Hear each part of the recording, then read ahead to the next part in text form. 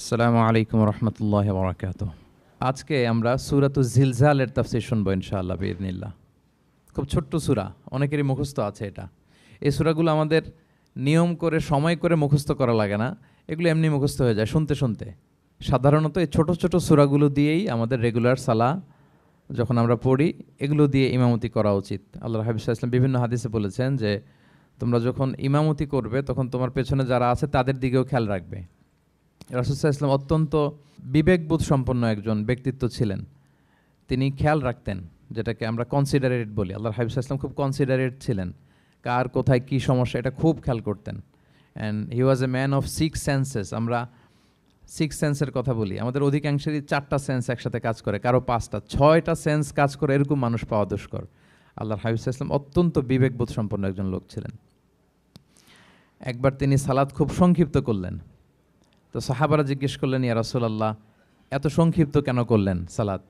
তখন আল্লাহর হাবিব সাল্লাল্লাহু আলাইহি ওয়াসাল্লাম বললেন যে পেছনে বোনদের নামাজের সেকশনে ওখান থেকে একটা ছোট্ট বাচ্চার কান্নার আওয়াজ আমি শুনছিলাম। আমার মনে হচ্ছিল বাচ্চাটাকে সামলাতে মাটার খুব কষ্ট হচ্ছে, তো এই জন্য আমি সালাদটা সংক্ষিপ্ত করে দিয়েছি।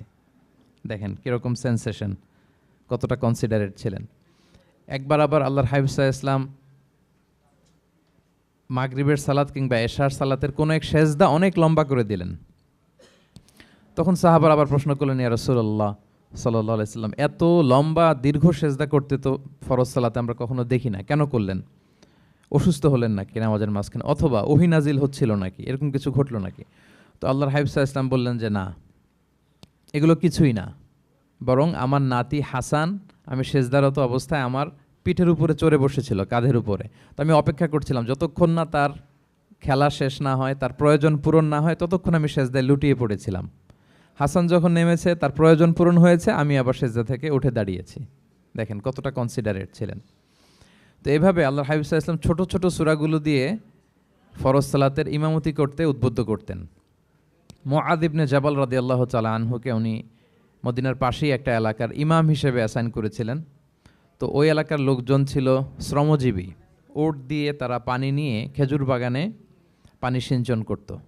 সারাদিন পরিশ্রম করে ওনারা সালাতে অংশগ্রহণ করত। তো একবার উনি মাগরিবের সালাতে সূরাতুল বাকারা তেলাওয়াত শুরু করলেন। কোরআনের সবচাইতে ছোট সূরা নাকি সবচাইতে বড় সূরা, 286 আয়াত বিশিষ্ট সূরা। তো ওনারা ছিলেন ক্লান্ত, শ্রান্ত, পরিশ্রান্ত।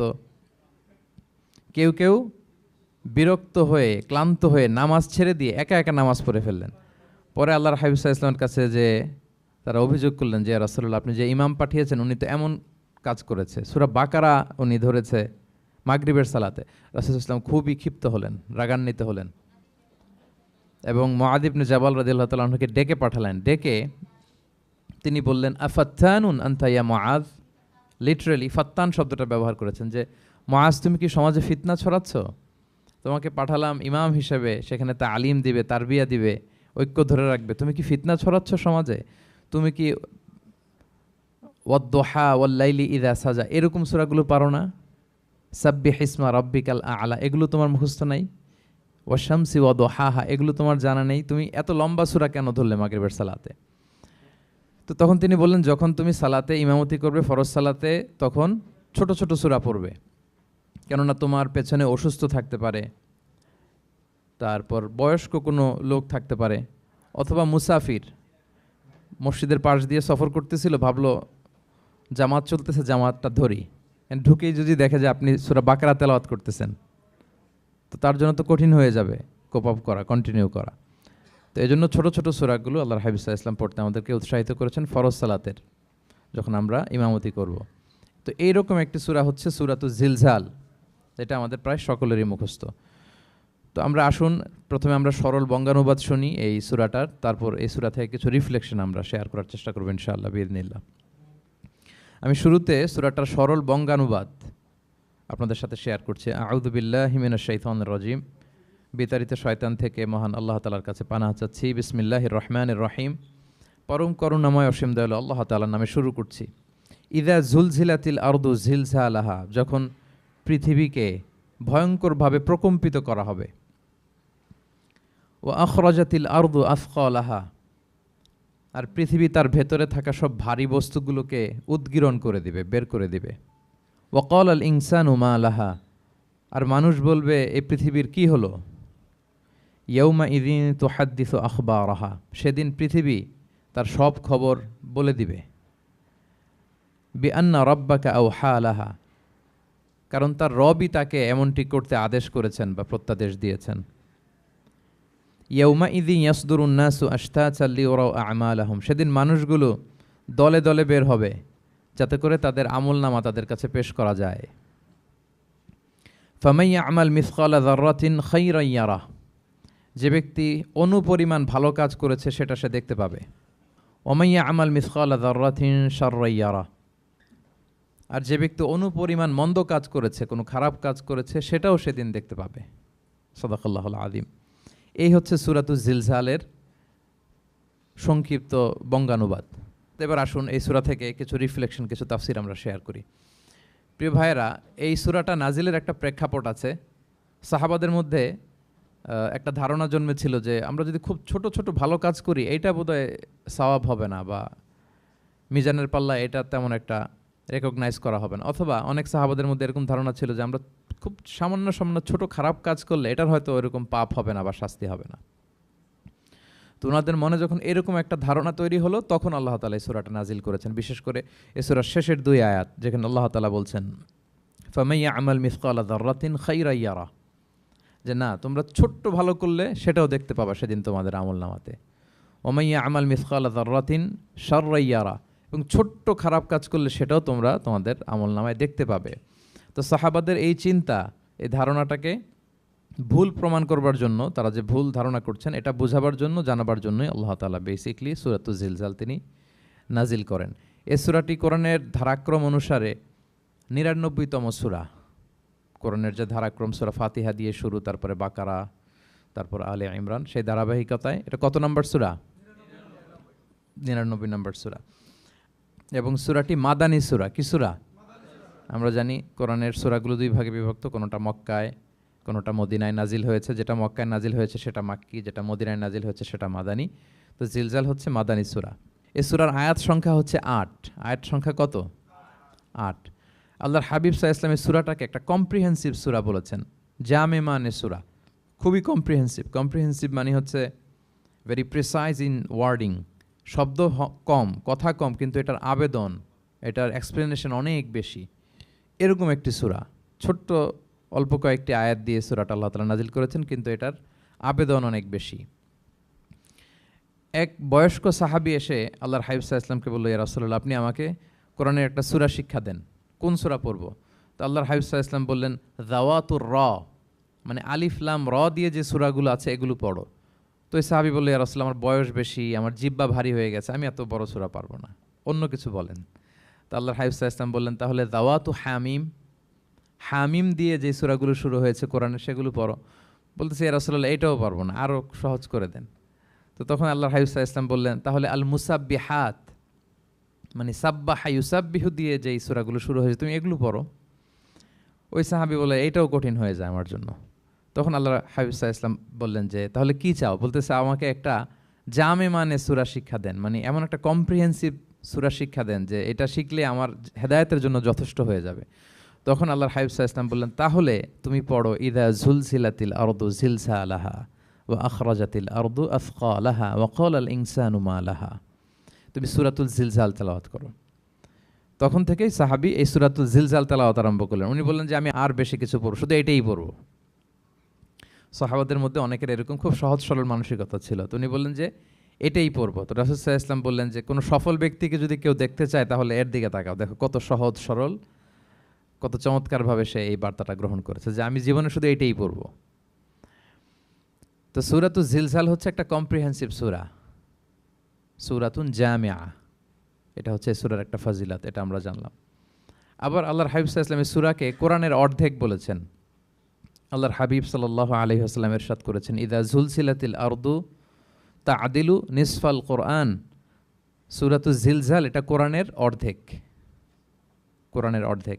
আপনারা এরকম শুনেছেন যে সূরা ফাতিহাকে বলা হয় কোরআনের অর্ধেক, তারপর সূরাতুল ইখলাসকে বলা হয় সুলুসুল কোরআন, কোরআনের 1/3। তো এটার অর্ধেক বলার কারণ হচ্ছে কোরআনে অর্ধেক বলা হয়েছে দুনিয়ার কথা, অর্ধেক বলা হয়েছে আখিরাতের কথা, পরজগতের কথা, লাইফ আফটার ডেথের কথা। তো যেহেতু এই সূরাটা আখিরাতকে কাভার করে, তাই সেজন্য কেমন যেন এই সূরাটা পুরো কোরআনের অর্ধেক। আল্লাহ তাআলা আমাদেরকে, আমরা যখন আল্লাহর কাছে কল্যাণ কামনা করি, আল্লাহ বলেছেন এইভাবে বলো, রব্বানা আতিনা ফিদ দুনিয়া হাসানা ওয়া ফিল আখিরাতি হাসানা ওয়া কিনা আযাবান্নার। হে আল্লাহ, আপনি দুনিয়ার কল্যাণ আমাদেরকে দান করেন, পরজগতের কল্যাণ দান করেন, আমাদেরকে আগুনের শাস্তি থেকে রক্ষা করেন। তাহলে দুনিয়া আখিরাত দুইটার কম্বিনেশনে। সো সূরা জিলজাল যেহেতু আখিরাতকে কাভার করে, তাহলে এটা কোরআনের অর্ধেক। এটা কি কোরআনের অর্ধেক? তা'দিলু নিসফাল কোরআন। সূরাতুজ জিলজাল তা'দিলু নিসফাল কোরআন, এটা কোরআনের অর্ধেক। তাহলে দুইটা আমরা ফজিলত বা ভার্চু জানতে পারলাম এই সূরার। এক নম্বর হচ্ছে এটা একটা কম্প্রিহেন্সিভ সূরা, কম্প্রিহেন্সিভ সূরা। দুই নম্বরে জানতে পারলাম এটা কোরআনের অর্ধেক, নিসফুল কোরআন। আচ্ছা, এবার আমরা সূরার তাফসিরে চলে যাই। আল্লাহ তাআলা ইরশাদ করছেন, ইযা যুলজিলাতিল আরদু জিলজালাহা, যখন এই পৃথিবীটাকে প্রকম্পিত করা হবে। প্রিয় ভাইরা, বেসিকলি এই 8 আয়াত বিশিষ্ট সূরাটার মধ্যে আমরা দুইটা ভাগ করতে পারি। প্রথম 5 আয়াতে আল্লাহ তাআলা কিয়ামতের বিভীষিকাময় পরিস্থিতির একটা চিত্রায়ন এখানে এনেছেন, পিকচারাইজ করেছেন যে কিয়ামতের যে সময়টা হবে এটা কেমন হবে, এটা আল্লাহ তাআলা চিত্রায়িত করেছেন। সূরাকে মনোযোগ দিয়ে যদি আপনি পড়েন, অনুধাবন করেন, মনে হবে যে কিয়ামতের চিত্রটা আপনার চোখের সামনে ভেসে উঠেছে। তো 8 আয়াত বিশিষ্ট এই সূরার প্রথম 5 আয়াতে আল্লাহ তাআলা তিনি কিয়ামতের বিভীষিকাময় পরিস্থিতির একটা বর্ণনা হাজির করেছেন। এরপর শেষের 3 আয়াতে কেমন করে আমাদের আমলনামা পেশ করা হবে, আমরা যা করি ভালো কিংবা মন্দ, এটাকে লিখে রাখা হয়, এটাকে রেকর্ড করে রাখা হয়। ওই আমলনামাটা আবার একদিন আমাদের হাতে পেশ করা হবে। ওই সময়টা কেমন হবে, ওই দৃশ্যটা কেমন হবে, এটা আল্লাহ তাআলা বলেছেন। রিপিট, আমি আবারও বলি, সূরার আয়াত সংখ্যা কত? 8। তো প্রথম 5 আয়াতে আল্লাহ তাআলা কিয়ামতের বিভীষিকাময় পরিস্থিতির বর্ণনা দিয়েছেন, আর শেষের 3 আয়াতে আমাদেরকে যে আমাদের আমলনামা পেশ করা হবে তার একটা চিত্র তুলে ধরেছেন। এবার মোটামুটি সহজ হয়ে আসছে না ব্যাপারটা? আচ্ছা, তো প্রথম 5 আয়াতে আল্লাহ তাআলা কিয়ামতের চিত্রায়িত কিভাবে, কেমন করে করলেন, চিত্র হাজির করলেন। আল্লাহ বললেন যে ইযা যুলজিলাতিল আরদু জিলজালাহা, যখন পৃথিবীকে ভয়ঙ্করভাবে প্রকম্পিত করা হবে, পুরো পৃথিবীটাকে একটা ঝাঁকুনি দেয়া হবে। এই সূরার নামই হচ্ছে ঝাঁকুনি দেওয়ার সূরা, ঝাঁকুনি। জিলজাল মানে হচ্ছে শেকিং, আর্থকোয়েক, ভূমিকম্প, ভূকম্পন। ভূমিকম্পের সাথে পরিচিত না সবাই? এক্সপিরিয়েন্স হয়েছে কারো ভূমিকম্প? নাকি ঘুমায় থাকার সময় হয়, সব সময় হয়েছে? হ্যাঁ, মাঝে মাঝে আমরা এক্সপিরিয়েন্স করি আর্থকোয়েক, ভূকম্পন। পৃথিবী কেঁপে ওঠে, এটা একটা ন্যাচারাল ফেনোমেনা। পৃথিবীর মাটির নিচে অনেক কিছু থাকে, এগুলো নড়ে চড়ে উঠলে পৃথিবীটাও কেঁপে ওঠে। নানা কারণে এই ভূকম্পনটা হয়। পৃথিবীর ভেতরে অনেকগুলো শিলার স্তর আছে। আমরা যেরকম মাটি দেখি, পুরো পৃথিবীটা জুড়েই কিন্তু এরকম মাটি নয়, অনেক শিলা আছে, রূপান্তরিত শিলা, পাললিক শিলা, আগ্নেয়গিরির শিলা। এই শিলাগুলোর মধ্যে ডিসপ্লেস হলে পৃথিবী কেঁপে ওঠে। আবার পৃথিবীর ভেতরে আগুন আছে, গ্যাস আছে, এই গ্যাসগুলো যখন মুভ করে তখন পৃথিবীর উপরে কেঁপে ওঠে। একটাকে হাইপোসেন্টার বলে, আরেকটাকে ইপোসেন্টার বলে। হাইপোসেন্টার মানে পৃথিবীর ভেতরের অংশটাকে বলে হাইপোসেন্টার, আর ভূপৃষ্ঠের এটাকে বলে ইপোসেন্টার। ওই হাইপোসেন্টারে যদি কোনো ঝড় হয়, উপরে এই প্রকম্পিত হয়। এটাকে আমরা ভূকম্পন বা ভূমিকম্প হিসেবে দেখি পৃথিবীতে। তো এই পৃথিবীতে অনেক বড় বড় ভূমিকম্প আমরা দেখেছি। জাপানে, আমার গত বছর একটা সফর ছিল জাপানে, তো সকাল বিকেল ভূমিকম্প হয়। এখানে তো আমরা 6 মাস 1 বছর ভূমিকম্প দেখি, ওখানে সকালে বিকেলে একটু একটু করে কাঁপতেছে। এর কারণ হচ্ছে ওইটা এমন একটা এলাকায় পড়েছে, প্যাসিফিক ফায়ার রিংস বলে, একটা প্লেটের উপর, 7টা ট্যাকটনিক প্লেটের উপর আল্লাহ তাআলা পৃথিবীকে সেট করেছেন। ওই ট্যাকটনিক প্লেটগুলো যদি একটার সাথে একটা ঘর্ষণ হয়, অনেক এনার্জি রিডিউস করে, ওইখান থেকে পৃথিবীর উপরে এরকম ভাইব্রেশন শুরু হয়, এই প্রকম্পনটা শুরু হয়। তো জাপানের বিভিন্ন সময় আমরা বড় বড় ভূমিকম্পের কথা শুনেছি। ওদের কান্টো সিটি আছে একটা, অনেক বড় ভূমিকম্প হয়েছিল 1920 সালে, লাখখানেক লোক মারা গিয়েছে। আপনাদের সুনামির কথা মনে থাকবার কথা, সুনামির কথা মনে আছে? কত সালে? 2004 সালে। এই ভূমিকম্পে পুরো একটা মহাদেশ কেঁপে উঠেছিল, দ্য এন্টায়ার এশিয়া, পুরো এশিয়াটা কেঁপে উঠেছিল। এটাকে আন্ডারসি মেগাথার্স্ট আর্থকোয়েক বলে। এত ভয়ঙ্কর ভূমিকম্প হয়েছে যে পুরো, মাঝে মাঝে ভূমিকম্পে তো 1-2টা দেশ আক্রান্ত হয়, এটা পুরো একটা মহাদেশ কেঁপে উঠেছিল। ওই ভূমিকম্পের কারণে ইন্দোনেশিয়াতে প্রায় 2.5 লাখ লোক মারা গিয়েছে, 2.5 লক্ষ। বান্দা আছে সুমাত্রাতে। হাইতিতে একবার একটা ভূমিকম্প হয়েছে আর অনেক আগে, লক্ষ লক্ষ লোক মারা গিয়েছে। তো এই যে ভূমিকম্প এর নামে আল্লাহ তাআলা বেসিকলি এই সূরাটা দিয়েছেন। তবে পৃথিবীবাসী যেই ভূকম্পন এক্সপিরিয়েন্স করেছে, কিয়ামতের সময় যে ভূমিকম্প হবে ওটা কি ওই রকম হবে? হ্যাঁ, ওটা ভয়ঙ্কর ভূমিকম্প হবে, মারাত্মক ভূমিকম্প। আল্লাহ তাআলা বলছেন, ইয়া আইয়ুহান নাসু তাকু রাব্বাকুম ইন্না জালজালাতাস সাআতি শাইউন আযীম। হে মানুষেরা, তোমরা আল্লাহকে ভয় করো আর তোমরা জেনে রেখো কিয়ামতের যে ভূমিকম্পটা হবে সেটা শাইউন আযীম। আযীম শব্দটা আল্লাহ যে কোনো জায়গায় ব্যবহার করেন না, যেটা খুব ভয়ঙ্কর হয়, মাত্রাতিরিক্ত, লিমিট ছাড়িয়ে যায়, ওটার ক্ষেত্রে আল্লাহ তাআলা আযীম বলেন। আল্লাহর হাবিব সাল্লাল্লাহু আলাইহি ইসলামের আচরণ, ওনার ক্যারেক্টারিস্টিক্স বলতে যে আল্লাহ এই শব্দ ব্যবহার করেছেন, ওয়া ইন্নাকা লাআলা খুলুকিন আযীম। নবী হে, আপনি সুমহান চরিত্রের উপর প্রতিষ্ঠিত, মানে এই চরিত্রের মধ্যে দাগ ফেলতে পারে এরকম কেউ নেই। সো আযীম শব্দটা কোরআনের যত জায়গায় ব্যবহার করেছেন, আল্লাহ নিজের ক্ষেত্রে বলেছেন সূরা আয়াতুল কুরসির শেষে, ওয়া হুয়াল আলিয়ুল আযীম, তিনি হচ্ছেন আলী এবং আযীম, সুমহান। তো কিয়ামতের এই ভূকম্পনের ক্ষেত্রে আল্লাহ তাআলা এই আযীম শব্দটা ব্যবহার করেছেন, ইন্না জালজালাতাস সাআতি শাইউন আযীম। এটা মারাত্মক হবে সেদিনকার ভূমিকম্প, সাধারণ ভূমিকম্প নয়। ইযা রুজ্জাতিল আরদু রাজ্জা ওয়া বুসাতিল জিবালু বাসসা, পুরো পৃথিবীটা একসাথে কেঁপে উঠবে, পাহাড়গুলো ভেঙে চুরে তছনছ হয়ে যাবে। এটা হবে বেসিকলি যখন ইসরাফিল আলাইহিস সালাম উনি ট্রাম্পিটে ফুৎকার দিবেন, হুইসেল দিবেন সিঙ্গার মধ্যে, নফিখা ফিস সূর, সূরের মধ্যে যখন তিনি ফুৎকার দিবেন। আপনারা ইসরাফিল আলাইহিস সালামের একজন ফেরেশতা, ওনার নাম শুনেছেন না? হ্যাঁ, one of the major angels, মেজর একজন ফেরেশতা। আল্লাহ তাআলা ওনাকে সৃষ্টিই করেছেন এই বিশাল হুইসেলে একটা ফুৎকার দেওয়ার জন্য, আর কোনো কাজ নাই, ওনার অ্যাসাইনমেন্ট এই একটাই। সৃষ্টির পর থেকে আজ অবধি বিশাল হুইসেলটা নিয়ে আল্লাহর আরশের দিকে তিনি তাকিয়ে আছেন, অপলক নেত্রে, পলকও ফেলেন না চোখের, যে কখন আল্লাহ তাআলা অর্ডার করবেন, করার সাথে সাথে ফুৎকার দিবেন তিনি, আবার না দেরি হয়ে যায়, আবার না আল্লাহর আদেশ পালনে কোনো গাফলতি হয়ে যায়। সৃষ্টির পর থেকে ওনার একটাই অ্যাসাইনমেন্ট, এই বিশাল সুর ট্রাম্পিট নিয়ে হুইসেল দেওয়ার জন্য আল্লাহর আরশের দিকে তাকিয়ে আছেন। যে মুহূর্তে আমরা এখন কথা শুনছি এখনও তাকিয়ে আছেন উনি। 3টা ফুৎকার দেওয়ার জন্য আল্লাহ তাআলা ওনাকে সৃষ্টি করেছেন। প্রথম ফুৎকারটাকে বলে নাফখাতুল ফাজা, যে ফুৎকারের সাথে সাথে মানুষগুলো তটস্থ হয়ে যাবে, পৃথিবীর মানুষ তটস্থ হয়ে যাবে। যখন তটস্থ হবে তখন কি অবস্থা হবে সেটাই আল্লাহ তাআলা এই সূরার প্রথম আয়াতে বললেন, যে ইদা জুলজিলাতিল আরদু জিলজালাহা, যখন পুরো পৃথিবীকে প্রকম্পিত করা হবে মারাত্মকভাবে।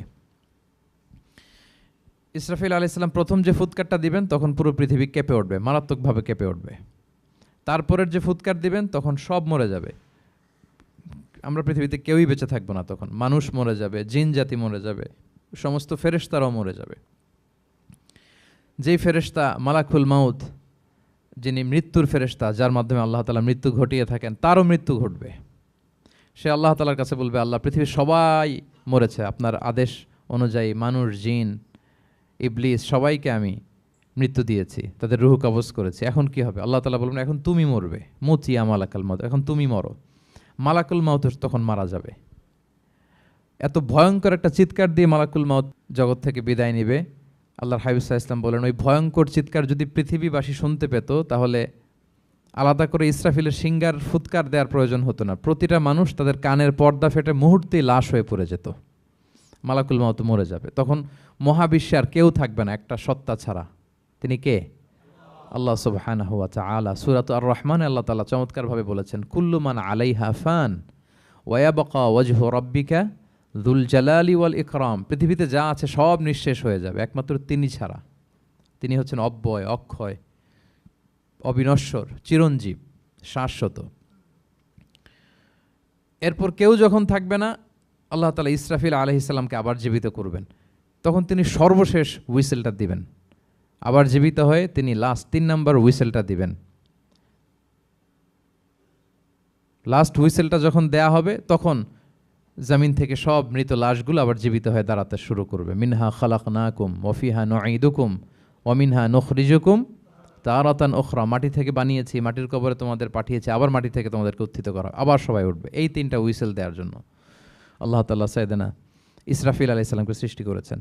তো ওনার প্রথম হুইসেল দেওয়ার পরে কি অবস্থা হবে, কি রিয়াকশন হবে, ওইটা আল্লাহ তাআলা সূরাতুল জিলজালের প্রথম আয়াতে বললেন, ইযা জুলজিলাতিল আরদু জিলজালাহা, যখন পুরো পৃথিবীটা প্রকম্পিত হবে, মারাত্মকভাবে প্রকম্পিত হবে। ওয়া আখরাজাতিল আরদু আসকালাহা, আর যখন জমিন তার ভেতরে থাকা ভারী বস্তুগুলোকে উদ্গীরণ করে দেবে, বমি করে বের করে দেবে, ভমিটিং করবে বা নিক্ষেপ করবে।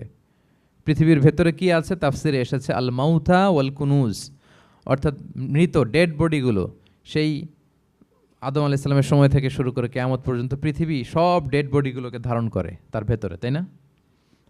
জীবিতদেরকে ভূপৃষ্ঠ উপরে ধারণ করে আর মৃতদেরকে জমিন তার পেটের ভেতরে ধারণ করে। তো আখরাজাতিল আরদু আফখালাহা, জমিন ভারী বস্তুগুলোকে উদ্গীরণ করবে, তাহলে সব ডেড বডিগুলোকে তখন বের করে দিবে। আর কুনুজ যত আছে, মিনারেলস, যত খনিজ পদার্থ আছে পৃথিবীর ভেতরে, স্বর্ণ, যত মিনারেল আছে, ইউরেনিয়াম থেকে শুরু করে যত গ্যাস আছে, প্লাটিনাম আছে, যা আছে, আগুন, অগ্নিকুণ্ড, সব কিছু জমিন বের করে দিবে। মারাত্মক এক বিস্ফোরণের মধ্য দিয়ে জমিন সব কিছু উদ্গীরণ করে বের করে দিবে। তাহলে দেখেন, কিছুটা সামহাও আপনাদের সামনে চিত্রায়িত হচ্ছে না কিয়ামতটা কেমন হবে? যদি একটু কল্পনা করেন যেভাবে আল্লাহ তাআলা বলছেন যে ইদা জুলজিলাতিল আরদু জিলজালাহা, পুরো পৃথিবীটা প্রকম্পিত হবে। ও আখরাজাতিল আরদু আফখালাহা, জমিন তার ভেতরের বস্তুগুলো বের করে দিবে, ভারী বস্তুগুলো, অর্থাৎ ডেড বডি এবং যত খনিজ পদার্থ আছে সেগুলো। ওয়াকাল আল ইনসানু মা লাহা, মানুষ বলবে পৃথিবীর হলো কি, হোয়াটস হ্যাপেনিং, কি হচ্ছে, কি হলো পৃথিবীর, পৃথিবী এরকম কেন করতেছে? যে আয়াতটা বলেছিলাম যে ইন্না জালজালাতাস সাআতি শাইউন আযীম, সেখানে আল্লাহ তাআলা বলছেন ইয়াউমা তারাউনাহা তাযহালু কুল্লু মুরদিআতিন আম্মা আরদাআত ওয়া তাদউ কুল্লু যাতি হামলিন হামলাহা ওয়া তারান নাসা সুকারা ওয়া মা হুম বিসুকারা ওয়ালাকিন্না আযাবাল্লাহি শাদীদ। মানুষের ফার্স্ট রিয়াকশন কি হবে এই আর্থকোয়েকের পরে? এই আয়াতে চমৎকারভাবে আল্লাহ তাআলা বলছেন। আল্লাহ বলছেন যে পরিস্থিতিটা এত ভয়ঙ্কর হবে, কারণ এরকম ভূকম্পন তো পৃথিবীবাসী দেখেনি। এত মারাত্মক ভূমিকম্প হবে যে দুধ খাওয়াচ্ছে এরকম মা তার দুধের বাচ্চার কথা ভুলে যাবে। আল্লাহু আকবার। দেখেন এখানে উপমাটা কীরকম। সাধারণত দুধের বাচ্চার প্রতি মায়ের আলাদা একটা টেক কেয়ার থাকে, মানে তাকে রেখে এদিক সেদিক যায় না, গেলেও চোখে চোখে রাখে, বা কোথাও গেলেও অন্যকে বলা যায় তুমি একটু দেখো, কি এরকম করে না? দুধের বাচ্চা তো সে খুবই ছোট বাচ্চা, তার আলাদা কেয়ারের প্রয়োজন হয়, এক্সট্রা কেয়ারের প্রয়োজন হয়। তো দুধ খাওয়ায় ব্রেস্ট ফিডিং মাদার কখনো তার বাচ্চাকে চোখের আড়াল করতে দেয় না বা চায় না। আল্লাহ বললেন যে তখন পরিস্থিতি এত ভয়ানক হবে যে নিজের দুধের বাচ্চার কথাই মা ভুলে যাবে। তারপর এখনও পরিপূর্ণ হয়নি পেটের ভেতরে বাচ্চা, এরকম মা যারা আছে গর্ভবতী, সাধারণত কয় মাস পরে বাচ্চা ডেলিভারি হয়? 8 মাস 9 মাস পরে। দেখা যাবে যে 2 মাসের বাচ্চা, এখনও ভ্রূণ, 3 মাসের বাচ্চা, 4 মাসের বাচ্চা। এই ভয়ঙ্কর পরিস্থিতির চোটে যত গর্ভবতী নারী আছে সব মুহূর্তে ডেলিভারি করে দেবে, মুহূর্তে, ইনস্ট্যান্ট। ও তাদাউকুল দাতু হামলিন হামলাহা, যত মা আছে গর্ভবতী সবাই, প্রেগনেন্ট মহিলারা মুহূর্তে ডেলিভারি করে দেবে, প্রি ম্যাচিউরড বেবি, কেউ ভ্রূণ, কেউ 3 মাসের, কেউ 4 মাসের বাচ্চাগুলো ডেলিভারি হয়ে যাবে। মানুষগুলো পঙ্গপালের মতো দৌড়াতে থাকবে, বিক্ষিপ্ত পতঙ্গের মতো দৌড়াতে থাকবে মানুষ। আর বলবে ওয়াকাল আল ইনসানু মা লাহা, মানুষ তখন, মানুষের ফার্স্ট রিয়াকশন হবে যে মা লাহা, কি হলো, হোয়াটস হ্যাপেনিং, কি হচ্ছে, কিছুই বুঝতে পারতেছি না, মা লাহা, পৃথিবীর কি হলো। ইয়াউমা ইদিন তুহাদ্দিসু আখবারাহা, সেদিন পৃথিবী সব কিছু বর্ণনা করে দিবে, সব বয়ান দিয়ে দিবে। আমরা এই পৃথিবীর উপরে জমিনে যা করি সব কিন্তু পৃথিবীর মধ্যে রেকর্ডেড থাকে। জমিন সেদিন বয়ান দিবে, সেদিন আসলে সব কিছুই বয়ান দিবে।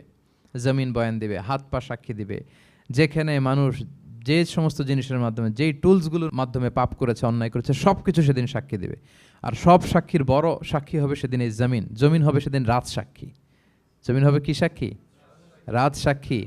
ইয়াউমা ইদিন তুহাদ্দিসু আখবারাহা, আল্লাহ জমিনকে বলবে এবার তুমি পাপের বয়ান দাও, রাত সাক্ষী হয়ে তুমি বয়ান দাও, কি কি ঘটেছে তোমার উপরে। কারণ আমরা যত পাপই করি না কেন, যত কাজই করি না কেন, সব জমিনের উপরই করি, তাই না? তো জমিন সেদিন বয়ান দিবে, সাক্ষী দিবে। ইয়াউমা ইদিন তুহাদ্দিসু আখবারাহা। জমিন কিভাবে সাক্ষী দিবে, জমিন কিভাবে কথা বলবে? আল্লাহ তাআলা বলছেন বিআন্না রাব্বাকা আওহা লাহা, কারণ তার রব জমিনকে সেদিন কি করেছে? আদেশ করেছে, প্রত্যাদেশ করেছে। আল্লাহ তাআলার আদেশে জমিন সেদিন কথা বলবার সুযোগ পাবে, সব বয়ান দিবে, কি কি হয়েছে জমিনের ভেতর, কি কি অন্যায় হয়েছে, কি কি পাপ হয়েছে, কি কি সংগঠিত হয়েছে, সব ধরে ধরে জমিন সেদিন বর্ণনা করবে। তাহলে প্রথম 5টা আয়াত আমরা বলে ফেললাম, যে প্রথম 5টা আয়াতে কিয়ামতের বিভীষিকামী পরিস্থিতির একটা পিকচারাইজেশন পাইছেন আপনারা? ভয় লাগতেছে আপনাদের? ভয় লাগতেছে?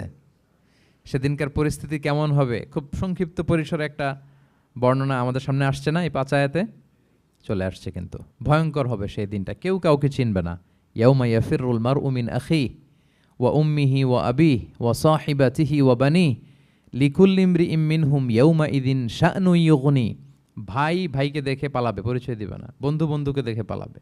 স্বামী স্ত্রীকে দেখে পালাবে, প্রিয়তমা স্ত্রীকে পরিচয় দিবে না। কলেজের টুকরা সন্তানকে পরিচয়, কেউ কাউকে চিনবে না। সবাই নাফসি নাফসি, সবাই নাফসি নাফসি। কোনো পোশাক ছাড়া বস্ত্রহীন হয়ে উঠবে। আম্মা জান আয়েশা রাদিয়াল্লাহু তাআলা আনহা বিষ্ণু ইসা ইসলামকে বলবেন, ইয়া রাসূলুল্লাহ, তাহলে মানুষ কি লজ্জিত হবে না বস্ত্রহীন অবস্থায় উঠলে? তখন রাসূল সাল্লাল্লাহু আলাইহি ওয়াসাল্লাম বললেন, লিকুল্লি ইমরিইম মিনহুম ইয়াউমা ইযিন শা'নুন ইউগনি। প্রত্যেকের এমন একটা ভয়ঙ্কর অবস্থা হবে যে তার গায়ে কাপড় আছে কি নাই, সে কীরকম অবস্থায় আছে এটাই সে ভুলে যাবে। মানে ওই টেন্ডেন্সিই তার থাকবে না। এত ভয়ঙ্কর হবে সেদিনটা। সেই ভয়ঙ্করতম দিনে আল্লাহ তাআলা আমাদেরকে হেফাজত করুক। আল্লাহর হাবিব সাল্লাল্লাহু আলাইহি ওয়াসাল্লাম বলেছেন, সে ভয়ঙ্করতম দিনে আল্লাহর সুশীতল আরশের নিচে 7 শ্রেণীর লোকজন ছায়া পাবে। ওই 7 শ্রেণীর অন্তর্ভুক্ত যেন আমরা হতে পারি, আল্লাহ তৌফিক দান করুক। সম্মানিত ভাইয়েরা, তাহলে সূরা জিলজালের 8 আয়াত বিশিষ্ট সূরার প্রথম 5 আয়াত আমরা কভার করলাম। আমরা বলেছি যে প্রথম 5 আয়াতে আল্লাহ তাআলা কিয়ামতের বিভীষিকাময় পরিস্থিতির বর্ণনা দিয়েছেন, সেটা গেল। পরের 3 আয়াতে কি নিয়ে আলোচনা করা হয়েছে বলেন তো দেখি, মনে আছে কিনা? হ্যাঁ, আমল কিভাবে পেশ করা হবে, আমল নামা, সেটা নিয়ে আল্লাহ তাআলা বলেছেন। আল্লাহ তাআলা শুরু করছেন, আল্লাহ বলছেন যে ইয়াউমা ইযি ইয়াসদুরুন নাসু আশতাতা। সেদিন মানুষগুলো দলে দলে বের হবে, দলে দলে এসে বের হবে।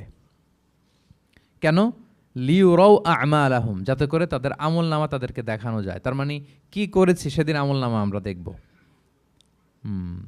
ইয়াউমা ইযি ইয়াসদুরুন নাসু আশতাতাল লিউরাউ আমালাহুম, যাতে করে তাদের আমল নামা তাদেরকে দেখানো যায়। তার মানে সেদিন আমরা আমাদের আমল নামা দেখব, কি করেছি না করেছি সব সেদিন সে আমল নামায় থাকবে। তো আমল নামাটা 2 ভাবে দেয়া হবে। হাদিসে এসেছে, কোরআনের আয়াতও এসেছে। নেককার লোকদের আমল নামা ডান হাতে দেয়া হবে, সামনের দিক থেকে। আর পাপাচারী, সীমালঙ্ঘনকারী, জালিমদের আমল নামা পেছন থেকে বাঁ হাতে দেয়া হবে, পেছন থেকে এনে বাঁ হাতে। আর নেককারদের সামনে থেকে ডান হাতে। আল্লাহ তাআলা যেন আমাদেরকে ডান হাতে আমল নামা দান করেন। এই কথাটা আল্লাহ চমৎকার ভাবে বলছেন, ফাআম্মা মান উতিয়া কিতাবাহু বিয়ামিনিহি ফাসাউফা ইউহাসাবু হিসাবান ইয়াসিরা। সেদিন আল্লাহ তাআলা যাকে ডান হাতে আমলনামা দিবে তার হিসাবটা সহজ হবে। আল্লাহর হাবিব সাল্লাল্লাহু আলাইহি ওয়াসাল্লাম সব সময় এই দোয়াটা করতেন, আল্লাহুম্মা হাসিবিনা হিসাবান ইয়াসিরা। হে আল্লাহ, আপনি আমার হিসাবটাকে সহজ করেন। হে আল্লাহ, আপনি আমার হিসাবটাকে সহজ করেন। এই দোয়াটা আপনারাও পড়বেন, আল্লাহুম্মা হাসিবিনা হিসাবান ইয়াসিরা। দেখেন, আল্লাহর হাবিব সাল্লাল্লাহু আলাইহি ওয়াসাল্লামের ব্যাপারে বলা হয়েছে গফিরা লাহু মা তাকাদ্দামা মিন যামবিহি ওয়া মা তাআখার। আল্লাহর হাবিব সাল্লাল্লাহু আলাইহি ওয়াসাল্লামের আগের পরের সব গুনাহ মাফ। আদতে তো গুনাহই নাই, নিষ্পাপ ছিলেন তিনি, মাসুম। নবীরা হচ্ছেন মাসুম। তারপরেও আল্লাহর হাবিব সাল্লাল্লাহু আলাইহি ওয়াসাল্লাম এই দোয়াটা করতেন, আল্লাহুম্মা হাসিবিনা হিসাবান ইয়াসিরা। এরপরও তিনি এই দোয়াটা সবসময় করতেন। তাহাজ্জুদের সালাতে দাঁড়িয়ে থাকতে থাকতে ওনার পা ফুলে যেত। সিজদায় যে কাঁদতে কাঁদতে জামা ভিজিয়ে ফেলতেন, হাত্তা বাল্লা লিহিয়াতাহু, দাড়ি ভিজিয়ে ফেলতেন, হাত্তা বাল্লা হাজারাহু, জামা ভিজিয়ে ফেলতেন, হাত্তা বাল্লাল আরদা, সিজদায় পরে কাঁদতে কাঁদতে জমিন ভিজিয়ে ফেলতেন। তো আম্মা জান আয়েশা রাদিয়াল্লাহু তাআলা আনহা বলতেন, ইয়া রাসূলুল্লাহ, এত কষ্ট কেন করেন? আপনার পা ফুলে যায়, কাঁদতে কাঁদতে আপনি হয়রান হয়ে যান। আল্লাহ তো বলেছেন যে আপনার আগের পরের সব গুনাহ মাফ। আল্লাহর হাবিব সাল্লাল্লাহু আলাইহি ওয়াসাল্লাম বলতেন, আফালা উহিব্বু আন আকুনা আবদান শাকুরা। হে আয়েশা, আমি কি শুকরগুজার বান্দা হতে পছন্দ করব না? আল্লাহ তাআলা আমাকে ক্ষমা করেছেন, আমাকে স্পেশাল স্ট্যাটাস দিয়েছেন। এই যে আল্লাহ তাআলার বিশেষ অনুগ্রহ, এটার শুকরিয়া স্বরূপ আমি কি তার কাছে নিজেকে পেশ করব না? তো দেখেন, আল্লাহর হাবিব সাল্লাল্লাহু আলাইহি ওয়াসাল্লাম যার কোনো গুনাহ নাই, তিনিও দোয়া করতেন, আল্লাহ আমার হিসাবটা সহজ করো। সেদিন যার হিসাব সহজ হবে তার জন্য সব কিছু মিলে যাবে, তার মুক্তি। আর যদি আল্লাহ হিসাব কঠিন করে, হাদিসে এসেছে, আল্লাহ যদি কাউকে জিজ্ঞেস করে, মান নুকিশা উযযিবা। নুকিশা এসেছে নিকাশ থেকে। আমরা বাংলা একটা কথা বলি না, হিসাব নিকাশ। নিকাশ বলেন আপনারা? নিকাশ, হিসাব নিকাশ বলেন। নিকাশটা আরবি শব্দ। মান নুকিশা উযযিবা, যার নিকাশ নেওয়া হবে, হিসাব নিকাশ নেওয়া হবে, উযযিবা, তাকে আল্লাহ শাস্তি দেবে। যদি বলে এটা করলা কেন, ওখানে গেলা কেন, এটাতে জড়িত হইলা কেন, এই কেন কেনর প্রশ্নবাণে যদি আল্লাহ তাআলা আমাদের জর্জরিত করেন, তাহলে অবস্থা খারাপ। আল্লাহ আমাদেরকে হেফাজত করুক। আর যাকে আল্লাহ তাআলা অনুগ্রহ করবেন, অনেক আল্লাহ তাআলা এইভাবে অনুগ্রহ করবেন, আল্লাহ বলবেন তুমি যে এই পাপটা করছিলা মনে আছে? তখন বান্দা বলবে আল্লাহ মনে আছে, আমি স্বীকৃতি দিচ্ছি, অ্যাকনোলেজ করছি আল্লাহ আমি পাপী, আল্লাহ আমি ভুল করে ফেলেছি। আল্লাহ বলবে এটা দুনিয়ার কেউ জানে না, আজকে আমিও জানাবো না কাউকে, যাও তুমি আমার এই ডান হাতের নিচ দিয়ে জান্নাতের ভেতরে ঢুকে যাও। আল্লাহুম্মা জাআলনা মিনহুম, আল্লাহুম্মা জাআলনা মিনহুম, আল্লাহুম্মা জাআলনা মিনহুম ইয়া রাব। আল্লাহ তুমি আমাদেরকে তাদের অন্তর্ভুক্ত করো, আমরা পড়ি আমিন। আল্লাহর হাবিব সাল্লাল্লাহু আলাইহি ওয়াসাল্লাম বলতেন আল্লাহুম্মা হাসিবিনা হিসাবান ইয়াসিরা, আল্লাহ আপনি আমাদের হিসাবকে সহজ করুন। ফাআম্মা মান উতিয়া কিতাবাহু বিয়ামিনিহি, তাহলে হিসাব সহজ হবে কাদের? যাদেরকে আল্লাহ কোন হাতে আমলনামা দিয়েছেন? ডান হাতে। ফাসাউফা ইউহাসাবু হিসাবান ইয়াসিরা, তাদেরকে সহজভাবে হিসাব নেওয়া হবে। ওয়ায়ানকালিবু ইলা আহলিহি মাসরুরা, তারা তাদের পরিবারের সাথে খুব আনন্দ উৎফুল্লতার সাথে মিলিত হবে। আর ওয়া আম্মা মান উতিয়া কিতাবাহু ওয়ারাআ যাহরি, আর যাদেরকে পেছন থেকে আমলনামা দেয়া হবে বা হাতে, ফাসাউফা ইয়াদউ সুবুরা, তারা মৃত্যু কামনা করবে, সেদিন মৃত্যু, ধ্বংস কামনা করবে, তারা নিজেদের ধ্বংস। ওয়ায়াসলা সাঈরা, আর তারাই জাহান্নামে অন্তর্ভুক্ত হবে, জাহান্নামে তারাই প্রবেশ করবে। বলে আয়াযু বিল্লাহ, নাউযু বিল্লাহ, আল্লাহ আমাদেরকে তুমি হেফাজত করো। তাহলে আমলনামার পর্বটা কেমন হবে? আল্লাহ বলছেন ইয়াউমা ইযি ইয়াসদুরুন নাসু আশতাত, দলে দলে মানুষ উঠবে, কবর থেকে আসবে, লিউরাউ আমালাহুম, যাতে করে তাদের আমলনামা তাদেরকে দেখানো হয়। আর আমলনামা কারো আসবে সামনে থেকে ডান হাতে, কারো আসবে, আমরা যেন ডান হাতে পাই নাকি? এই ফরিয়াদ, এই প্রার্থনা আমরা আল্লাহর কাছে করি। এবার আমলনামা পেয়ে গেলাম আমরা সবাই হাতে, এবার আল্লাহ তাআলা আমাদেরকে বলবেন তোমরাই একটু পড়ো তোমাদের আমলনামা। ইকরা ইকরা কিতাবাকা কাফা বিনাফসিকা আল-ইয়াউমা আলাইকা হাসিবা, পড়ো তোমার আমলনামা, হিসেবের জন্য তুমিই যথেষ্ট আজকে। ধরেন আজকে আপনার গণিত পরীক্ষা গেছে, ধরেন অঙ্ক পরীক্ষার পরে যার খুব কনফিডেন্স ভালো, ভালো গণিত জানে, সে আসলে আগে থেকেই জানে যে আমি 100তে 100, তার একটা নিজের হিসেব নিকেশ আছে না নাকি? হ্যাঁ। আর ধরেন যে যার গণিত মিলে নাই, পরীক্ষা ভালো হয় নাই, যে হচ্ছে খুব খারাপ ছাত্র, একেবারে লাড্ডু গুড্ডু মেরে আসছে, ও নিজেও জানে এটার ফল প্রকাশের জন্য এত ওয়েট করা লাগে না, তার একটা হিসাব নিকেশ আগে থেকে জানা আছে যে আমার দিয়ে তো কিছু হবে না, আমার অন্য চিন্তা করতে হবে। ফলাফল রেজাল্ট আসে নাই, কিন্তু সে নিজেও জানে যে সে 00 পাবে। আর যে গণিতে খুব ভালো, হ্যাঁ, সব তার গণিত মিলে গেছে, রেজাল্টের আগে থেকেই সে জানে যে আমার 100 থেকে 100 কেউ এটা থামাতে পারবে না। তো আমরা আসলে কে কি করেছি, আমাদের কি আমলনামা, সেদিন তো আমরা পাবো, কিন্তু তার আগে আমাদের নিজেদেরও একটা বন্দোবস্ত, হিসেব নিকেশ, বোঝাপড়া আছে না নাই বলেন? আমরা জানি আমরা কে কি করেছি আমরা জানি। আল্লাহ নিজেদেরকে তখন দায়িত্ব দিয়ে বলবেন ইকরা কিতাবাকা কাফা বিনাফসিকা আল-ইয়াউমা আলাইকা হাসিবা, পড়ো তোমার আমলনামা, ইকরা পড়ো। এবার তুমি মার্কিং করো, তোমাকে আমি মার্কিং করার আগে তুমি একটু করো দেখি তুমি কি করেছো, তুমি একটু মার্কিং করো। তো আমলনামা পাওয়ার পরে আমাদের যে প্রতিক্রিয়া হবে সেটা আল্লাহ কোরআনে তুলে ধরেছেন। আল্লাহ তাআলা বলছেন যে মানুষ বলবে মালি হাযাল কিতাবি লা ইউগাদিরু সগীরাতান ওয়ালা কাবীরাতান ইল্লা আহসাহা, এটা কেমন আমলনামা, ছোট বড় কোনো কিছু মিসিং হয় না এখানে। আল্লাহু আকবার, কিছু মিস হয় নাই। অনেক কিছু আপনারও মনে নাই, কিন্তু দেখার পরে মনে হবে। ধরেন ঠিক এই মুহূর্তে গত বছর রমাদানের এই দিনে আমরা কোথায় ইফতারি করছিলাম, হুট করে জিজ্ঞেস করলে আমি বলতে পারবো? বলতে পারবেন আপনি? কিন্তু হিসাব কেউ মিলাই দিলে তখন মনে করবে ও তাই তো, আমি তো ওই সময় এটা করছি, ওই সময় তো ওইখানে ছিল। আমলনামা দেখে মানুষের ফার্স্ট রিয়াকশন হবে মালি হাযাল কিতাবি লা ইউগাদিরু সগীরাতান ওয়ালা কাবীরাতান ইল্লা আহসাহা, এটা কেমন আমলনামা, সব মিলে যাচ্ছে, তাই তো, এমনটাই তো করেছি আমি। সগীরাতান ওয়ালা কাবীরা, ছোট বড় তুচ্ছ নগণ্য সব আল্লাহ তাআলা তুলে ধরেছেন সেখানে, সব আমলনামায় তুলে ধরেছেন। মুমিনরা তো আমলনামা পেয়ে মহা খুশি, তাদের চেহারা হবে সেদিন উজ্জ্বল, প্রফুল্ল, প্রস্ফুটিত। উজুহু ইয়াউমাইযিন মুসফিরা দাহিকাতুম মুস্তাবশিরা, উজ্জ্বল থাকবে তাদের চেহারা। আর আরেক দলের চেহারা, যাদের আমলনামা বা হাতে দেয়া হয়েছে, তারা চিৎকার করবে, তারা নিজেদের ধ্বংস কামনা করবে, মৃত্যু কামনা করবে, তারা বাঁচার জন্য মুমিনদের কাতারে ঢুকে যেতে চাইবে। আল্লাহ তাআলা বলবেন না, আজকে ঢোকার সুযোগ নাই। ওয়ামতাজুল ইয়াউমা আইয়ুহাল মুজরিমুন, পাপীদেরকে আজকে আলাদা করে ফেলো। সীমাহুম ফি উজুহিহিম মিন আসারিস সুজুদ, তাদের চেহারার মধ্যে সিজদার দাগ দেখে ফেরেশতারা জান্নাতীদেরকে আলাদা করবেন, জাহান্নামীদেরকে আলাদা করবেন। এবার যখন বলা হবে আমলনামা পড়ো, তোমাদের কোনো মন্তব্য আছে কিনা, তারা অস্বীকার করবে। শুরুতে বাঁচার জন্য কি করবে? দুনিয়াতে যেরকম হয়, সুপ্রিম কোর্টে দাঁড়িয়ে কাঠগড়ায় দাঁড়িয়ে যেটা করে মানুষ, বাঁচার সর্বশেষ চেষ্টাটা করে, অস্বীকার করে, মিথ্যা বলে, বলে না?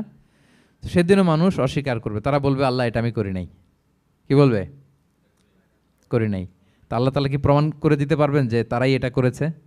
হ্যাঁ, এত এত ফ্যাক্টর অথেন্টিকেশন আল্লাহর কাছে থাকবে যে মানুষ অবাক হয়ে যাবে। আমরা যে মোবাইলে 3 ফ্যাক্টর 4 ফ্যাক্টর অথেন্টিকেশন দেই না, হ্যাঁ, আল্লাহর কাছে এরকম অনেকগুলো ফ্যাক্টর অথেন্টিকেশন থাকবে। আল্লাহ তাআলা প্রমাণ করে ছাড়বেন যেটা তুমিই করেছো। আল্লাহ তাআলা বলবেন এই আমলনামা যদি বিশ্বাস না হয়, আমার কিরামান কাতিবিনের কাছে একটা ব্যাকআপ ফাইল আছে, ওটার সাথে মিলাবো। কিরামান কাতিবিনা ইয়ালামুনা মা তাফআলুন, তোমরা যা করেছো সব তারা জানে, সব লিখে রেখেছে। কিরামান কাতিবিনের ব্যাকআপ ফাইল আনার পরে দেখা যাবে যে আমলনামা হুবহু একেবারে পাই টু পাই মিলে গিয়েছে। তারপরও তারা অস্বীকার করবে, বলবে যে আল্লাহ আমরা করি নাই, তোমার ফেরেশতারা ভুল করে লিখছে। এরকম নানা ধরনের অজুহাত, নানা ধরনের মিথ্যাচার তারা করতে চাইবে। আল্লাহ তাআলা তখন বলবেন যে ওয়াকুল্লা ইনসানিন আলজামনাহু তাইরাহু ফি উনুকিহি ওয়া নুখরিজু লাহু ইয়াউমাল কিয়ামাতি কিতাবান ইয়ালকাহু মানশুরা। আমাদের এই যে গ্রীবা লগ্নে আমরা যা করি সব কিছুর একটা ব্যাকআপ ফাইল আছে এখানে। সেদিন আল্লাহ তাআলা সেখান থেকে বের করবেন আমাদের আমলনামা। আল্লাহু আকবার। এই যে আমরা যা বলি এখানে রেকর্ড হয়ে যায়, এই জায়গাটাতে, এই গলার এইখানটাতে আল্লাহ রেকর্ড করে রাখেন। এবং সেদিন এখান থেকে আল্লাহ তাআলা একটা প্রিন্ট আউট বের করে দেখাবেন যে এই দেখো তোমার আমলনামা, কেরামান কাতিবিনের আমলনামা ব্যাকআপ ফাইল, এই যে তোমার এখানে গ্রীবালগ্নে আমি যেটা রেখেছি সেভ করে, এটাও মিলে যাচ্ছে। এরপর মানুষ অনেকে বিশ্বাস করবে না।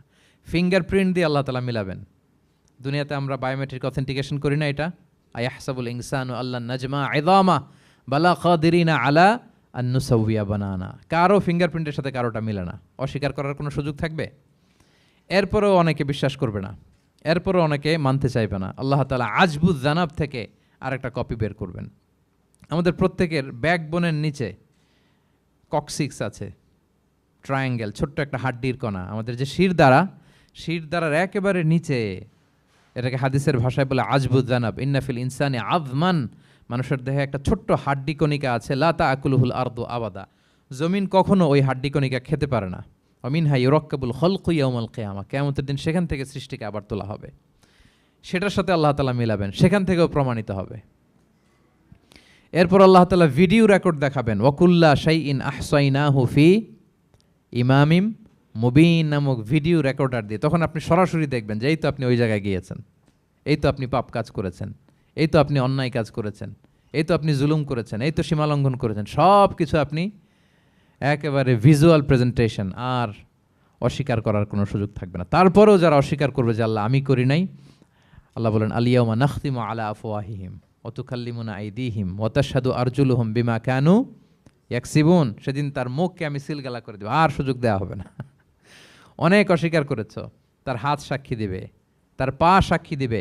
সেদিন আল্লাহ তাআলা প্রমাণ করেই ছাড়বেন যে এই পাপ তুমি করেছো। তাহলে আমলনামা কিভাবে আল্লাহ দিবেন? আল্লাহ বলেন ইয়াউমা ইযি ইয়াসদুরুন নাসু আশতাতা, দলে দলে আসবে, লিউরাউ আমালাহুম, যাতে করে তাদেরকে আমলনামা দেখানো হয়। ফামাইয়া আমাল মিসকালা যাররাতিন খাইরান ইয়ারা, অনুপরিমাণ ভালো করেছো তো সেটা তুমি দেখতে পাবে, অনুপরিমাণ খারাপ করেছো তো সেটাও তুমি দেখতে পাবে। যাররা মানে হচ্ছে অণু, অ্যাটম, বস্তুর ক্ষুদ্রতম একক, একেবারে অণুর কথা আল্লাহ তাআলা বলেন যে একেবারে ছোট্ট কাজ সেটাও তুমি দেখতে পাবে, ছোট্ট খারাপ কাজ সেটাও দেখতে পাবে। আমরা অনেক সময় ছোটোখাটো জিনিসগুলোকে গুরুত্ব দেই না। আল্লাহর হাবিব সাল্লাল্লাহু আলাইহি ওয়াসাল্লাম বলেছেন ওয়ালা তাহকিরান্না মিনাল মা'রুফি শাইআ ওয়ালাউ আন তালকা আখাকা বিওয়াজহিন তালিক, তোমরা কোনো ছোট ভালো কাজকে এটাকে আন্ডারমাইন করো না, ছোট মনে করো না। যে কোনো ভালো কাজ হোক এটাকে ছোট করবো না। ইভেন তুমি তোমার ভাইয়ের সাথে দেখা হলো যে মুচকি হাসি দিয়ে কথা বলো, এটারও তুমি মনে করো না যে এটা কাজে লাগে, এটাও কাজে লাগবে। এটাও সেদিন মিজানের পাল্লায় তোমার নাজাতের বড় মেজর একটা ওসিলা হয়ে যেতে পারে। আপনি যে আপনার ভাইয়ের সাথে মুচকি হাসি দিয়ে কথা বলেন, এটা সাদাকার সওয়াব হয়। Your smile to your brother, it's a charity. তাবাসসুমুকা ফি ওয়াজহি আখিকা সাদাকা, দেখলেন সালাম দিলেন, একটা মুচকি হাসি, এটা সাদাকা দেয়ার সওয়াব। সুবহানাল্লাহ, এটাও সেদিন কাজে লেগে যাবে। সো ফামাইয়া আমাল মিসকালা যাররাতিন খাইরান ইয়ারা ওয়া মাইয়া আমাল মিসকালা যাররাতিন শাররান ইয়ারা, ছোট্ট ভালো কাজ যদি করো সেটাও দেখবে, ছোট্ট খারাপ কাজ যদি করো সেটাও দেখতে পাবে। যত ছোট ভালো কাজ করেন, রাস্তায় একটা ধরেন যে কলার ছোলা পড়েছিল, ভাবলেন যে এইটা সরাই দেয় একটু, আমি ইমাতাতুল আদা আনিত তরিক হবে, মানুষ পিছলে পড়লে পা ভাঙবে, তো এই ময়লাটা একটু সরাই দিলেন। কলার একটা ছোলা পড়েছিল, খোসা এটা ফেলে দিচ্ছেন, দেখবেন যে ওই দিন এটাও রেজিস্টার করা আছে, এটাও লেখা। একজনকে মুরব্বী একজন আসছে, আপনার বসার সিট ছিল, ওনার সিট ছিল না, উঠে দাঁড়িয়ে তাকে বসার সুযোগ করে দিয়েছে, ওই দিন দেখবেন যে এটাও লেখা, এটার জন্য অনেক সওয়াব রেজিস্ট্রেশন করা আছে। একজন রাস্তা দিয়ে যাচ্ছিল, জিজ্ঞেস করতেছে ভাই যে এই জালান অমুকটা কোথায়, তো আপনি বলে দিলেন যে জালান গুম্বাকটা তো এইদিকে, তো সে আপনার কারণে ওই দিন সঠিক পথে যেতে পারলো। আপনার কাছে মনে হয়েছে ছোট্ট ফিউ সেকেন্ডসের একটা নেক কাজ, কিন্তু সেদিন দেখবেন আমল নামায় সেটাও লেখা। আবার এরকম ছোট্ট ফামাইয়া আমাল মিসকালা যাররাতিন শার, ছোট্ট আপনি একটা গালি দিয়েছেন কাউকে, কারোর ব্যাপারে, এর ব্যাপারে ওর কাছে যে কান ভারী করছেন, ফেসবুকে একটা বাজে কমেন্ট করে দিয়েছেন, দেখার কেউ নাই, ধরার কেউ নাই, দিলাম একটা গালি, দেখবেন যে ওই দিন সব একেবারে ক্ষুদ্র থেকে ক্ষুদ্রতর অনুপরিমাণ খারাপ কাজ, ভালো কাজ সব সেদিন আমলনামায় তুলে রাখবে কে? আল্লাহ সুবহানাহু ওয়া তাআলা, তিনি সেদিন আমলনামায় সব তুলে রাখবেন। সো আমরা কোনো ভালো কাজকে যেন তুচ্ছ মনে না করি, কোনো খারাপ কাজের সাথে যেন জড়িত না হয়, যত ছোট হোক। শয়তানের ওয়াসওয়াসায়, প্রবৃত্তির ধোকায় পড়ে, নফসের ধোকায় পড়ে কখনোই যেন পাপের কাজে আমরা পা না বাড়াই, এবং প্রত্যেকটা পাপকেই যেন আমরা ভয়ঙ্কর মনে করি যে না, এটা আমার জন্য কাল হয়ে দাঁড়াতে পারে। আর প্রতিটা ভালো কাজ করার ক্ষেত্রে যেন আমরা প্রতিযোগিতা করি, আর এই মাইন্ডসেট যেন থাকে যে না, এটা আমাকে বাঁচাতে পারে সেদিন। কি বলেন, ঠিক কিনা? তাহলে আল্লাহ তাআলা শেষ করলেন ফামাইয়া আমাল মিসকালা যাররাতিন খাইরান ইয়ারা। প্যাস লেগে যায় না? লেগে যায়, স্বাভাবিক। আগে খাইরান, পরে শাররান। অনুপরিমাণ ভালো করলে সেটাও সে সেদিন কি পাবে, অনুপরিমাণ খারাপ করলেও পাবে। দেখেন, এটা একটা আশা জায়গা নিয়েছে আমাদের, কিন্তু হোপফুল করে, তাই না? আমরা অনেক সময় এমন হয় যে ভালো কাজ করছি, কেউ দেখে নাই। হ্যাঁ, আপনি এই আয়াতটা খেয়াল করবেন যে না, কেউ দেখে নাই, কিন্তু দেখেছে কে? আল্লাহ দেখেছেন, উনি দেখলেই চলবে, আমার আমলনামা এটা ঠিকই থাকবে। কোনো এক কারণে সমাজের সবাই আপনাকে ভুল বুঝেছে, misunderstanding, everyone got you wrong, আসলে আপনি ঠিক ছিলেন। সবাই পরিস্থিতি, সামাজিক, এটা সেটা, এরকম হয় না যে সবাই ভুল বুঝতেছে, আসলে আপনি ঠিকই করছেন। সবাই ভুল বুঝুক, আপনার আমলনামায় সেটা ভালো কাজ হিসেবে লেখা থাকবে, ঠিক কিনা? অনেক সময় ঠকায় লোকজন, আমাদেরকে ঠকায় নানাভাবে, আমরা হয়তো তার সাথে পেরে উঠি না। মাঝে মাঝে কিছু ভিডিও আমি দেখি, এই আপেল বিক্রি করতেছে, কি অদ্ভুত ব্যবসায়ী, তো দেখাচ্ছে খুব ভালো ভালো আপেল, আপনারা দেখেছেন কিনা জানি না। সে আবার ওই পলিথিনের ভেতরে পচা নষ্ট আপেলগুলোর কয়েকটা প্যাকেট করে রাখে, তো আপনি বেছে বেছে যেই ভালো আপেলে দিবেন সেটাই সে নিয়ে প্যাকেটে দিয়ে দিচ্ছে। মাপটাপ করার পরে আপনি যখন টাকা বের করতেছেন বা অন্যমনস্ক, হুট করে সে ওই পচা আপেলের ওইটা, আপনার একই পলিথিন, একই ওজনের তার একটা হিসাব থাকে, ওইটা ধরায় দিচ্ছে। তা আপনি কোত্থেকে আপেল কিনছেন, হয়তো অনেক, বাসায় যেয়ে দেখেন সর্বনাশ, কি টসটসে পাকা আপেলগুলো বেছে বেছে দিলাম, এখন দেখি পচা, তো ওরে তো আর পাবেন না, ওরে আর ধরাও হইল না। আপনি ভাবছেন হিসাবটা এখানেই শেষ? হ্যাঁ, এখানেই শেষ না, lot of unsettled issue yet to be settled. এরকম অনেক কিছু আছে দুনিয়াতে, আপনি সেটেল করতে পারেন নাই, সেটেল হবে সেদিন। দ্য কনসেপ্ট অফ আখেরা যদি না থাকতো, this worldly life would be a joke. আখেরা বলে যদি কিছু না থাকতো, এই পৃথিবীটা আসলে একটা জোক ছিল, জোক। কেটে টুকরা টুকরা করে বস্তাবন্দি করে ফেলে রাখছে ডোবার মধ্যে, কেউ দেখে নাই, হদিস নাই, এটার সাক্ষীও পাওয়া, বিচারও হচ্ছে না। আর বিচারের যে দীর্ঘসূত্রিতা, আপনি ভাবছেন শেষ, এখানেই শেষ? Not that easy brother. একদিনে ঋণ তাকে শোধ করতে হবে। ফামাইয়া আমাল মিসকালা যাররাতিন খাইরান ইয়ারা ওমাইয়া আমাল মিসকালা যাররাতিন শাররান ইয়ারা। ছোট্ট ছোট্ট ভালো যেখানে আল্লাহ লিখে রাখবেন, এই বড় বড় লোক ঠকানো, জুলুম, অপরাধ, এগুলোর বিচার হবে না একদিন? বলেন, বিচার হবে। তাহলে কনসেপ্ট অফ আখেরা, এটা আমাদেরকে আশাবাদী করে। এই যে আমরা কেউ দাদা হারিয়েছি, বাবা হারিয়েছি, আমরা বিশ্বাসীরা, আমরা হতাশ হই না, আমরা বিশ্বাস করি আমি তো আমার বাবাকে পাচ্ছি ওইখানে। তো ক্ষণিকের একটা সময়, দুনিয়ার জীবনটা কি ক্ষণিকের। দিস দুনিয়া কম্পেয়ার টু আখেরা ইজ নাথিং, অ্যাবসলিউটলি নাথিং। আখেরাতের তুলনায় এটা তো কিছুই না। আমার দাদাকে পাবো, বাবাকে পাবো, তার মানে আখেরা, কনসেপ্ট অফ আখেরা আমাদেরকে হোপফুল করে, আশাবাদী করে। দুনিয়াতে আমাকে ভুল বুঝেছে, মানুষ ঠকিয়েছে, আমি অনেক কিছুর বিচার পাই না, আমি সেদিন পাবো। তো আপনাকে হোপফুল করছে না, এটা আশাবাদী করছে না? আখেরাত আমাদেরকে কি করে? আশাবাদী করে। যত জুলুম, অত্যাচার, যেগুলোর বিচার এই দুনিয়াতে হয় নাই, সেদিন সে বিচারটা হবে। ফামাইয়া আমাল মিসকালা যাররাতিন খাইরান ইয়ারা ওমাইয়া আমাল মিসকালা যাররাতিন শাররান ইয়ারা। প্রিয় ভাইরা, তাহলে পেয়েছেন সূরাতুজ জিলজালের আলোকে কিয়ামতের বিভীষিকাময় চিত্র, এবং কেমন করে আমলনামা আমাদের সামনে পেশ করা হবে। আপনাদের কাছে ক্লিয়ার হয়েছে? আল্লাহ তাআলা আমাদের সবাইকে ডান হাতে আমলনামা দিয়ে ধন্য করুক। আমরা যত নেক কাজ করেছি, ভালো কাজ করেছি, সবগুলোর বদলা, প্রতিদান, রিওয়ার্ড যেন আমরা সেদিন পাই। আল্লাহ তৌফিক দান করুক। আল্লাহ আমাদেরকে কোনো হিসাব ছাড়া বিনা হিসাবে জান্নাতে হিসেবে কবুল করুক। আল্লাহ তাআলা আমাদের সবাইকে কথাগুলো বোঝা আর আমল করার তৌফিক দান করুক।